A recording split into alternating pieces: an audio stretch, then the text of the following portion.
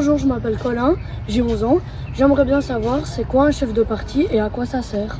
Alors un président de parti, c'est un petit peu comme le coach au football. C'est quelqu'un qui regroupe toutes les personnes qui ont les mêmes convictions, qui ont les mêmes valeurs. Mon rôle, c'est surtout de pouvoir, en gros, regrouper toute la direction de mon parti et ensemble discuter sur c'est quoi la meilleure solution à prendre. C'est co-président chez Écolo, on est deux. Quel est notre rôle? On anime beaucoup de réunions pour permettre aux gens qui ont des points de vue parfois différents, ça existe chez nous aussi, de se mettre d'accord.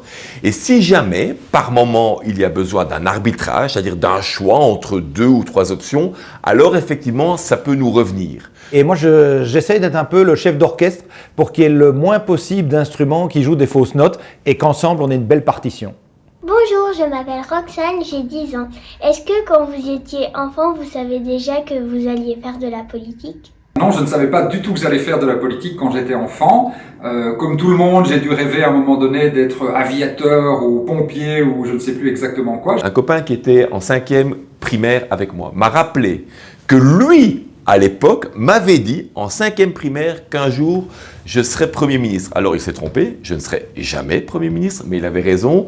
Par contre, je ferai de la politique. Quand j'étais petit, je voulais faire photographe animalier. C'était aller faire des photos, des animaux, etc. Ou bien être chauffeur de bus. Je passais énormément de temps, notamment à ton âge, à 10 ans, à lire les journaux qu'abandonnait mon papa. Moi, je savais quand j'étais enfant, vers 5-6 ans, que j'aimais la politique, le football et la Formule 1. On n'en parlait d'ailleurs jamais à la maison. Je sais d'ailleurs même pas ce que mes parents votaient. Je leur ai jamais demandé. Bonjour, je m'appelle Eline, j'ai 8 ans et demi et j'aimerais savoir pourquoi vous vous disputez tout le temps.